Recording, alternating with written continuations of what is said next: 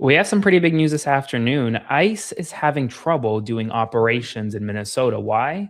Because of ICE. Let me explain.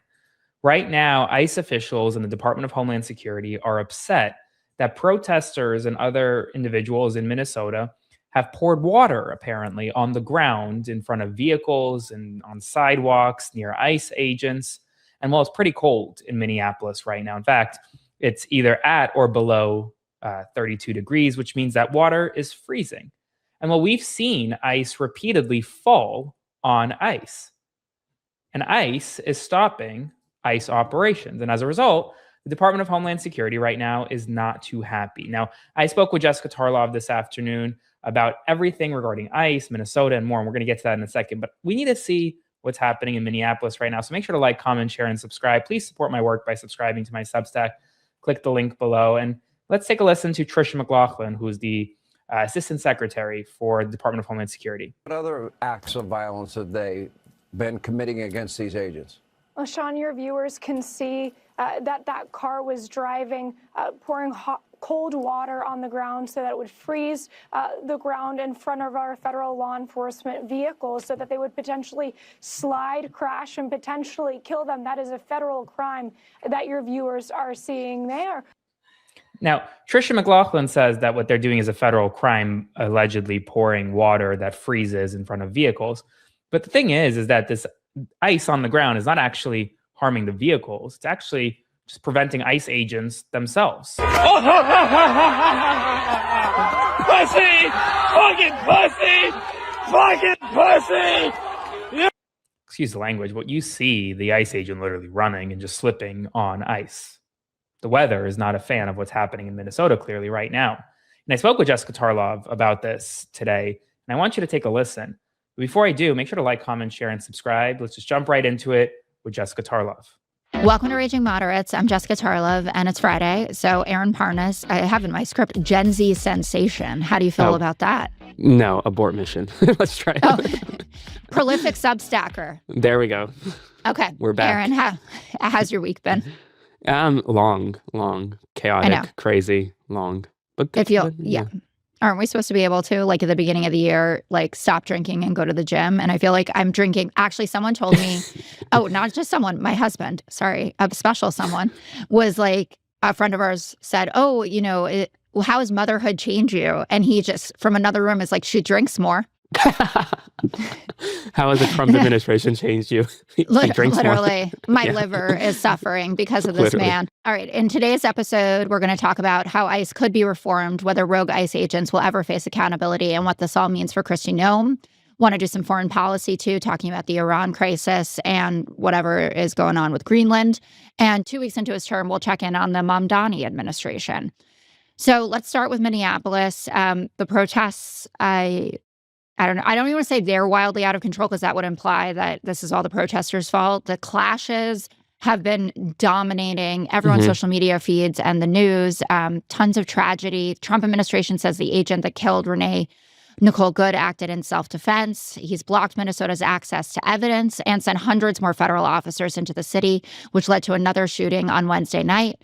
Local prosecutors say charges aren't impossible, but the legal and political barriers are very steep. Given the video evidence, which thankfully there is plenty of it, and I like that the folks in Minnesota are encouraging everyone to record everything that's going on, but how realistic is it, do you think, that ICE agents in these situations ever face charges? Almost never. And I think actually, I don't know if you saw this, but in New York, Governor Hochul is actually pushing for legislation to allow citizens in ICE encounters to civilly sue ICE agents.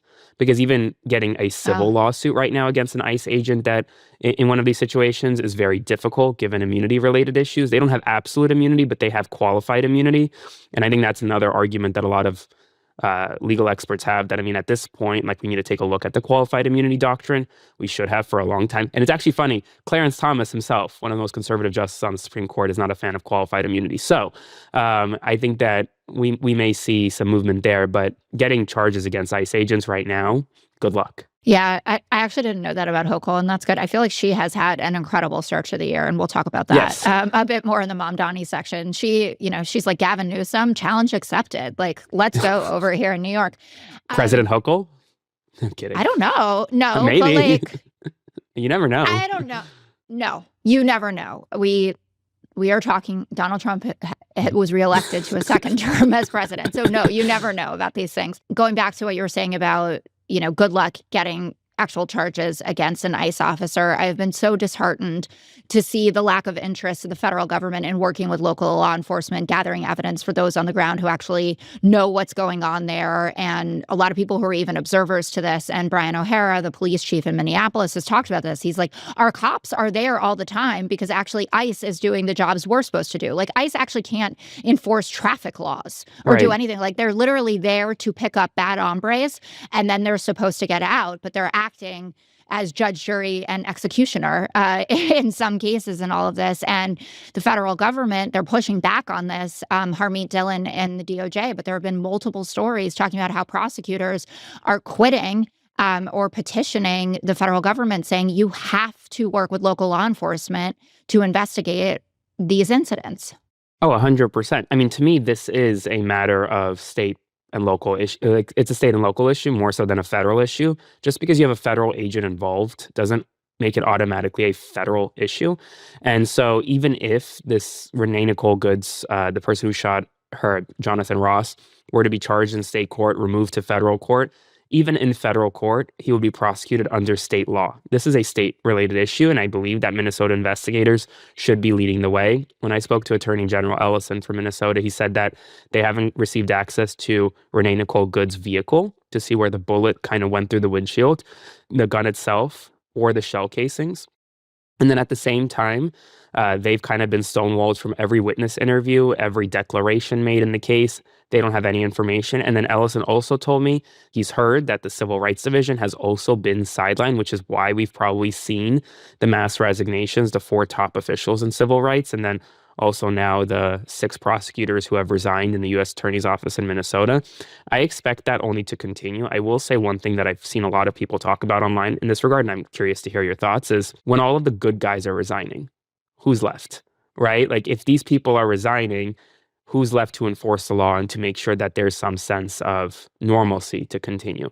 And the truth is, I don't really have an answer for you because it's really a double-edged sword. It's the same thing with like the RIFs earlier this year. Like, great, like people want to take the offers to leave the federal government, these good federal workers, but then when all the good federal workers leave, who's left? Right, which is exactly how Russ Vought wants it. Right. It is like, this is our dream scenario, actually, where anyone with a spine or who knows the law is gone and we can just, have our way with the country. But I feel differently than I did in the first Trump administration about, good Republicans and, in quotes, like sticking it out, right? And like making sure that they can limit him or whoever, Stephen Miller, Vogt, whoever it is, as much as possible, because you would be out on an island, first of all, and it seems like very little has been able to get in their way. And people who I think are really making a lot of positive change are folks on the outside that are battling the administration that way, like the Mark Eliases of the world, right? That are like,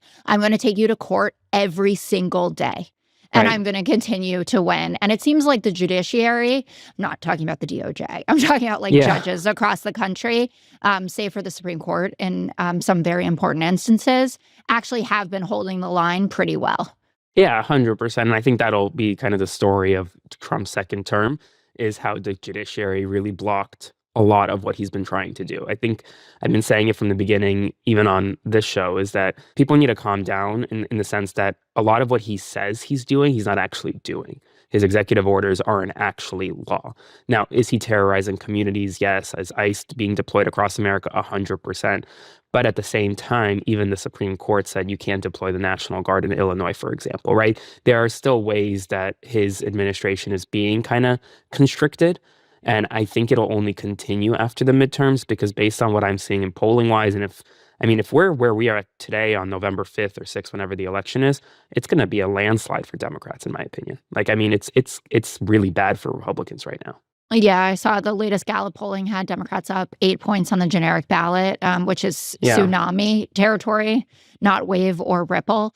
That was on the higher end of things, but the administration is blaming the media, right, for the spin about what's going on in Minneapolis. And I don't know if you saw this, but 82% of Americans have watched the video of Renee Good getting shot themselves. They're not actually taking a news lens to look at these things. Everyone's doing it for themselves. And that's why you have seen this huge turn against ICE.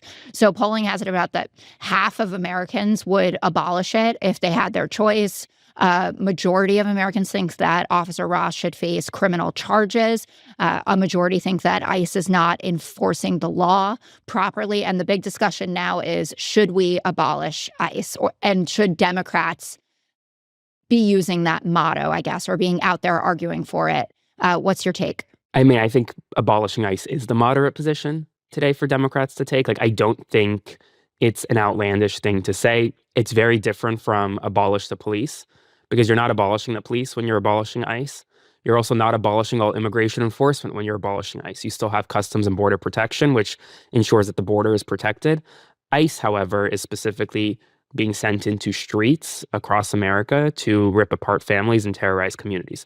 And so the abolish ICE position, I would expect, is going to become even more mainstream, even more popular, especially among Democrats.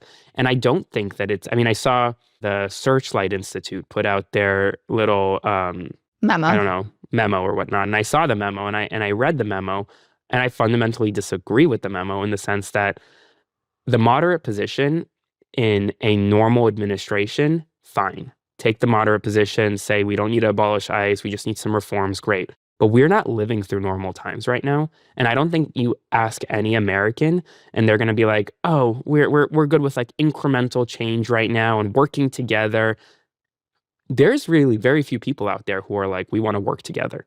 It is a very divided country. And if Democrats want to win, it's time to lean into the division, in all honesty. I think that you're probably right. I was discussing this on Wednesday afternoon on the 5, and, I think I have a little bit of a different frame, which might not be the right frame, but I just know like what my life will look like if I'm sitting surrounded by 4 conservatives who can say in 2020 it was defund the police, and in 2026 it was, abolish ICE, and what happens also to the funding that's allocated. So if Democrats go the appropriations route and they say basically we're not going to fund DHS, then what do you do about TSA, for instance, or CBP and things like that? So I think that there needs to be a good plan, I guess, to counter it. And so far, I've just heard a lot of like, get rid of them, right? Like they're not doing their job, like you were saying. And I totally agree with that. I just want like a real good set of proposals. I've floated some that I think make sense, like that, these guys need to be trained more than 47 days. Like it's cute that that's Donald Trump's presidential lineage number or whatever, but like they need the 3 to 5 months of training. You can't have warrantless searches. You can't be asking people for their papers. You need to wear body cams. We need to know who you are. You need a badge number. You can't throw people in unmarked vans. Like all of these things. And when you say them out loud, you would think that most people would say like, oh, well, obviously, like this is America. It shouldn't be going this way. But I was met with such opposition to this idea that people should have to identify themselves, and even like, oh, well, protesters are wearing masks. I'm like, how are these two things even comparable in your mind? And I would add that David Shore, who is usually like a voice of research reason within the party from Blue Rose Strategies, also put out his own memo that said what you're saying, that abolishing ICE is not a nuts idea. Like this is not something that makes people think that you're a bunch of loony leftists. It makes people think that you've seen the same videos that they've seen themselves. 100%. And I will also say this. I mean, I think that when we talk about funding DHS, I think that is going to be a major moment within the Democratic Party at the end of this month. We funded ICE to such a degree this summer. Right. Like there's so much money that flowed into the coffers of ICE that, in my opinion, if you have Democrats willing, I am totally open to another government shutdown as it relates to DHS, specifically as it relates to DHS. And I think a lot of Democrats would be warming up to that idea over ICE funding, because they have more funding than parts of the United States military at this point. They're sending millions of dollars to influencers for wartime recruitment campaigns right now. Here's the thing. I mean, all of the reforms you laid out are great, but even from like a basic level, let's make sure that ICE has training. There was a recent NBC News report that came out overnight that literally said that ICE is using AI to vet applicants, new applicants. And the AI technology flagged any applicant that had the word officer in their resume or in their cover letter as someone who already had law enforcement officer training. But the truth is, most of those people are like, if you're a compliance officer, for example, you were saying they said that you had complete training, or if you said you wanted to be an ICE officer, they said you already had necessary training. They're putting people on the streets with not enough training, or really any training at this point. No training. And you're seeing what happens. Absolutely. There was also an incredible story of a lefty journalist and activist who applied to come into ICE, and she was preliminarily accepted. There was no like basic Google search of the fact that her social media is full of like fuck ICE, and you know Donald Trump is an authoritarian or whatever it was. Like it, when you're surging 3,000 people at a time, when you're working off of quotas, when you're just trying to satisfy Stephen Miller's fever dreams, right? Like you're going to be making a lot of mistakes. And I don't know why, frankly, they would want to be part of this or to support it at this level, except that they want to run a militarized United States of America. That is the only conclusion I'm left to understand. Because maybe I'm going to apply to ICE and see if I get in quickly. See if it works. You should do it as an activity. Though I think now they're probably a little more alert now that story they're going to see my kinda, name and be like, no. They're like, this kid's trouble. Yeah. All right, let's take a quick break. Stay with us. Welcome back. I want to quickly touch on what's going on with Iran. There was Wednesday night, it seemed like maybe there was going to be some American action. Iran closed its airspace. What do you think the odds are at this point that there is American intervention over there? Pretty high still. I really do. Yeah. I mean, I think this is Trump saying kind of, and he said the same thing last time. Oh, Iran's not killing any protesters. Right before he did Fordo. Yeah. Right before he did Fordo. And I don't know if you saw the Iranian foreign minister's interview the other day, but he said, no executions on Wednesday, no executions on Thursday. I don't know what Friday holds. That's literally what he said. And so I think that, but I'm going to be honest with you. If the United States does not get involved, I don't know how these protests continue at this point. I don't know. Because I think based on what we're seeing on the ground, thousands of people being killed by the Iranian regime over the past couple of weeks, I don't know how protesters come out and say, I can continue doing this with fear of my life. I don't know. It's a very scary situation. I know people living in Iran right now and they're terrified. And I also don't know what U.S. intervention looks like, whether it would even work.